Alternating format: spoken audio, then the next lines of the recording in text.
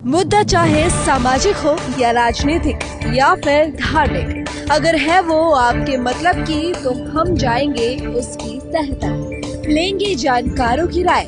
बात चाहे भ्रष्टाचार की हो या फिर अपराध की या फिर सरकारी महकमे की, पहुंचाएंगे आप तक हर खबर, क्योंकि 24 आवर्स टुडे न्यूज।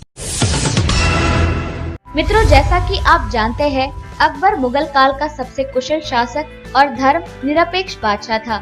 मुगल काल का इतिहास बहुत बड़ा और प्राचीन है। दोस्तों, आज हम आपको अकबर के इतिहास और उनकी जीवनी से अवगत करवाते हैं। अकबर का प्रारंभिक जीवन 1540 ईस्वी में मुगल सम्राट हुमायूं चौसा और कन्नौज के युद्ध में शेरशाह सूरी से पराजित हो गया था और सिंध की तरफ कूच करते हुए उन्होंने हुमायूं के छोटे भाई के अध्यापक शेख अली अकबर जामी की 14 वर्ष की बेटी हमीदा बानो बेगम से निकाह कर लिया। हमीदा ने 15 वर्ष की उम्र में ही सिंध प्रांत में जलालुद्दीन मोहम्मद अकबर को जन्म दिया। अकबर का जन्म 15 अक्टूबर 1542 को हुआ था, जिस समय उनके माता पिता सिंध प्रांत के हिंदू राजा राणा प्रसाद की शरण में थे। हुमायूं के निर्वासन के दौरान अकबर को काबुल लाया गया और उसके चाचाओं ने उसकी परवरिश की। उन्होंने अपना बचपन शिकार और युद्ध कला में बिताया, लेकिन पढ़ना लिखना कभी नहीं सीखा। 1551 में अकबर ने अपने चाचा हिंडल मिर्जा की इकलौती बेटी रुकैया सुल्तान बेगम से निकाह कर लिया। इसके कुछ समय बाद ही हिंडल मिर्जा के युद्ध के दौरान मौत हो गई। हुमायूं ने 1555 में शेरशाह सूरी के बेटे इस्लाम शाह को पराजित कर दिल्ली पर कब्जा कर लिया। इसके कुछ समय बाद ही हुमायूं की मृत्यु हो गई। अकबर के अभिभावक बैरम खान ने 13 वर्ष की उम्र में ही 14 फरवरी 1556 में अकबर को दिल्ली की राजगद्दी पर बिठा दिया।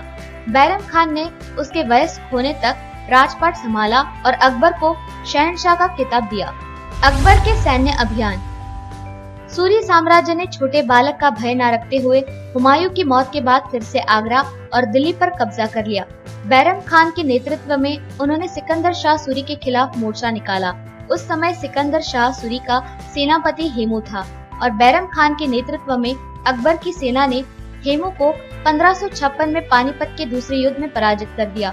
इसके तुरंत बाद मुगल सेना ने आगरा और दिल्ली पर अपना आधिपत्य कर दिया। अकबर ने दिल्ली पर विजयी प्रवेश किया और 1 महीने तक वहां पर निवास किया। उसके बाद अकबर और बैरम खान दोनों पंजाब लौट गए, जहां पर सिकंदर शाह फिर से सक्रिय हो गया था। अगले 6 महीनों ने मुगलों ने सिकंदर शाह सूरी के खिलाफ दूसरा बड़ी लड़ाई जीत ली थी। सिकंदर शाह इसके बाद बंगाल भाग गया।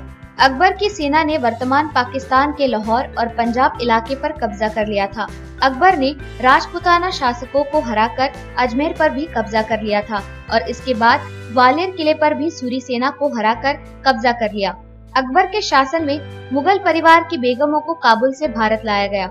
जो उसके दादा बाबर और पिता हुमायूं नहीं कर पाए, वो अकबर ने कर दिखाया।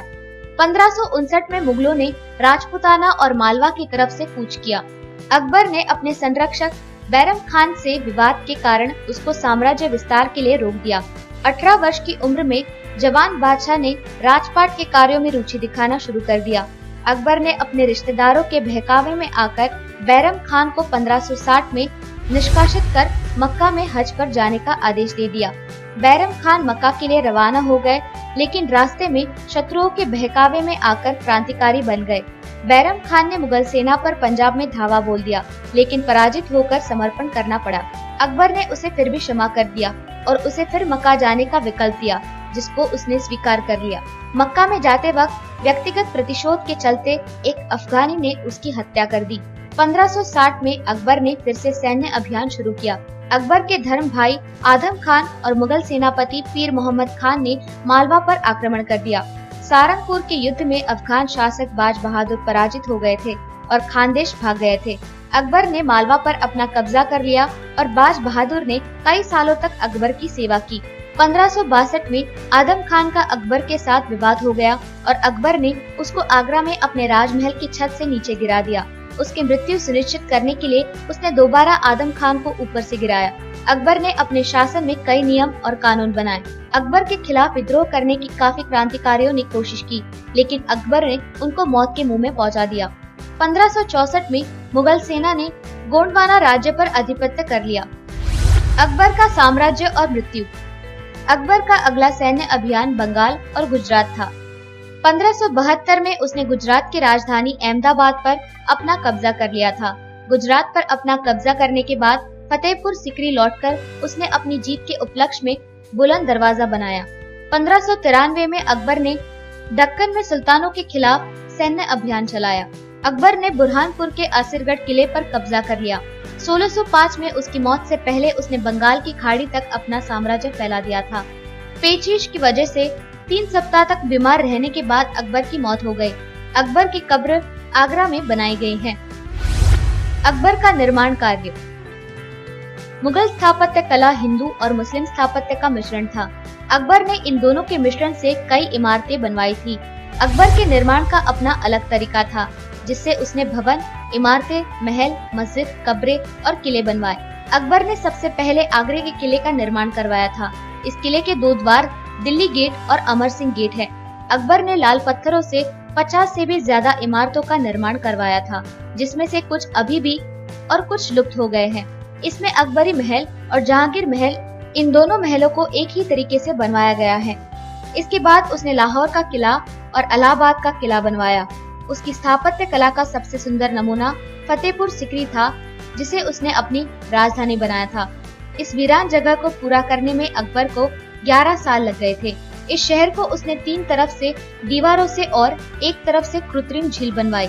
इस दीवार के 9 दरवाजे और इसका मुख्य द्वार आगरा गेट है। उसने बुलंद दरवाजा का भी निर्माण करवाया, जो मार्बल और बलुआ पत्थरों से निर्मित है।